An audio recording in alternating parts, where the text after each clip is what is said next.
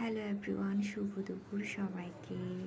আশা করছি সবাই অনেক অনেক ভালো আছেন।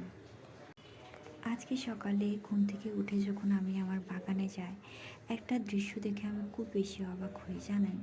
আর সেই দৃশ্যটা হচ্ছে একটা পালক ফুল দেখি, পালক ফুল বলে। আর এই পালক গাছের পালকটা মূলত কচু শাক দিয়ে খায়। তো পালক ফুলটা কী দিয়ে খায় এটা আমি জানি না। আমি সাধারণত আদা ফুল দেখেছি, আদা ফুলটা দেখতেও পালক ফুলের মতো। তো ভাবছি যে আমি আপনাদেরকে ভিডিওটা পরে একদিন শেয়ার করব, কিন্তু ছবিতে আমি আপনাদেরকে একটু দেখিয়ে দিই।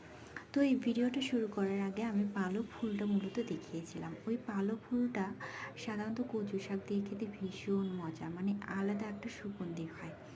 তো ওটা দিয়ে তো আমি কচু শাক রান্না করতে পারিনি, তাই দুপুরে যেটা করেছি সেটা হচ্ছে অনেক দিন পরে বেশ ভালো করে জমিয়ে খেয়েছি। আর সেটা হচ্ছে কলমি শাক ভাজি, ডিম ভাজি, আর করেছি চাটনি। চাটনি থাকলে তো আমার আর কোনো কথাই নেই। ভিডিওটা ভালো লাগলে অবশ্যই সাবস্ক্রাইব করে পাশে থাকবেন।